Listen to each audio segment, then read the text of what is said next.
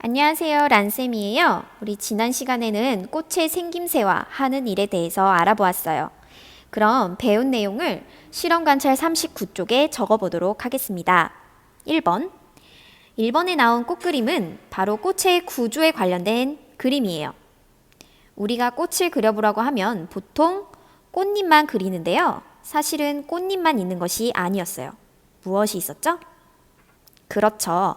암술과 수술이라는 아주 중요한 두 가지가 있었어요. 자, 이 암술과 수술이 하는 일은 무엇이라고 했죠? 이름에 암과 수라는 것이 있는 것을 보니까 여기서 힌트를 얻을 수 있죠? 인간이나 동물로 치면 암컷, 여자, 그리고 수는 수컷, 남자를 의미하죠? 이렇게 여자와 남자, 암과 수가 만나서 하는 아주 중요한 기능이 있다고 했는데 그것이 바로 생식 기능이죠. 인간이나 동물은 새끼와 자식을 낳고 암술과 수술이 만나면 씨를 만들죠. 이렇게 꽃의 암술과 수술이 씨를 만드는 역할을 하는데요. 이 씨를 만들 때 필요한 것이 바로 꽃가루입니다. 이 꽃가루는 암술과 수술 중에 어디에서 만들어진다고 했죠? 헷갈리면 안 됩니다. 바로 수술이 만듭니다. 꽃가루를 만드는 것은 바로 수술, 남자, 수컷이 하는 일이에요. 그래서 어제 선생님이 보여준 백합꽃을 보면 수술에 노란색 꽃가루가 많이 붙어 있고요. 그리고 술의 개수를 봐도 암술보다 수술이 훨씬 많았어요. 왜냐하면 많은 꽃가루를 만들어야 하기 때문이죠. 자, 그러면 암술은 무슨 일을 할까요? 암술은 인간으로 따지면 여성과 하는 일이 비슷해요. 자, 암술은 수술이 만든 이 꽃가루를 받아서 긴 암술대를 통과해서 이 밑에 여자로 치면 자궁이죠. 자궁. 아기가 자라는 자궁. 자, 여기를 식물에서는 무엇이라고 하냐면 씨를 키우는 곳이라고 해서 씨방이라고 하는데요. 이 씨방에서 꽃가루를 받아 씨를 만드는 역할을 합니다. 그리고 이 씨방에서 씨가 자라서 우리가 먹는 사과, 배와 같은 열매가 되는 거예요. 자, 이렇게 수술이 만든 꽃가루를 암술에서 받아서 씨방에서 씨를 만들어 키우는 것을 두 글자로 뭐라고 한다고 했죠? 그렇죠. 수분이라고 했어요. 또는 다섯 글자로 꽃가루를 받는다고 해서 꽃가루 바지라고도 합니다. 이렇게 꽃은 수분, 꽃가루 바지를 하는 아주 중요한 역할을 하는 거죠. 자, 우리가 꽃을 그려보라고 하면 보통 꽃잎만 그리는데요. 그 안에는 사실 정말로 중요한 일을 하는 바로 암술과 수술이 있는 것입니다.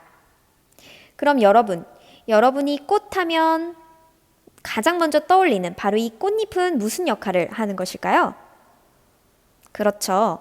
꽃잎은 암술과 수술을 둘러싸고 있어요. 즉, 연약한 암술과 수술을 둘러싸고 보호하는 역할을 하는 거겠죠? 자, 그리고 이 꽃잎과 암술 수술 전체를 밑에서 이렇게 단단하게 떠받치고 있는 이것이 바로 꽃받침인데요. 꽃받침은 그럼 무슨 역할을 할까요? 지금 위치를 보니까 씨방 쪽도 단단하게 둘러싸고 있고 특히 어디와 연결돼 있죠? 줄기와 연결되어 있어요. 자, 이 꽃받침은 꽃잎을 둘러싸고 꽃 전체를 보호하는 역할을 해요. 그런데 간혹가다 어떤 꽃은 꽃잎이 없고 꽃받침만 있기도 하고 꽃잎만 있고 꽃받침이 없기도 하는데요. 어쨌든 같은 역할을 합니다. 암술과 수술을 보호하는 역할이죠. 자, 이렇게 꽃가루 바지가 이루어지는 곳, 바로 꽃의 구조에 대해서 알아보았는데요. 그럼 2번을 살펴볼게요. 2번, 꽃에 있는 꿀이 하는 역할은 무엇일까요? 어제 보았듯이 꽃은 꿀을 아주 깊숙한 곳에 숨겨두어요. 굳이 그렇게 숨겨둔 이유가 무엇일까요? 맞아요. 바로 곤충이나 새가 꿀을 찾으러 꽃을 해집으면서 무엇을 온몸에 묻히고 나와야 한다 했죠? 꽃가루를 온몸에 묻히고 나온다고 했어요. 그리고 이 곤충과 새가 꽃가루를 묻힌 채 다른 꽃에 가게 되면 자연스럽게 수분, 꽃가루 맞이가 이루어지는 거죠. 그래서 꽃이 꿀을 숨겨둔 것은 꽃가루 바지를 잘 하기 위한 꽃의 전략인 거예요. 자, 따라서 꿀의 역할은 곤충이나 새 등 꽃가루 바지를 돕는 동물을 유인하는 역할을 하는 거죠. 그런데 곤충이나 새가 나는 꽃을 꼭 도와줘야지, 꽃의 수분을 꼭 도와줘야지 하면서 일부러 가는 것은 아니에요. 곤충이나 새는 1분에 몇백 번씩 날갯짓을 해야 하기 때문에 빨리빨리 영양 보충을 해줘야 하는 아이들인데, 그때 섭취해야 하는 것이 바로 꿀이에요. 그래서 곤충과 새도 자기들이 꿀이 필요하기 때문에 꽃을 찾아가는 거지, 일부러 꽃가루를 묻혀서 꽃을 도와주려고 하는 것은 아니에요. 하지만 꿀을 먹는 과정에서 꽃가루가 자연스럽게 묻고 여기저기 다니면서 의도하지 않게 꽃을 도와주게 되는 거죠. 어쨌든 간 서로가 서로를 돕게 되는 역할을 하는 거죠. 그리고 소나무나 또는 물에 사는 꽃들은 곤충이나 새가 필요 없이 바람이나 물 같은 걸로 수분을 할 수 있어요. 그래서 굳이 곤충이나 새를 유혹할 만한 그런 꿀을 만들 필요도 없고, 곤충의 눈길을 끌 만한 화려한 꽃잎도 없어도 되겠죠? 3번입니다. 그렇다면 꽃가루 바지를 돕는 이런 곤충이 없어진다면 어떤 일이 생길까요? 먼저 꽃한테는 어떤 일이 생길까요? 그렇죠. 꽃가루를 옮겨주는 곤충이 없어지면 꽃가루 바지를 제대로 할 수 없겠죠?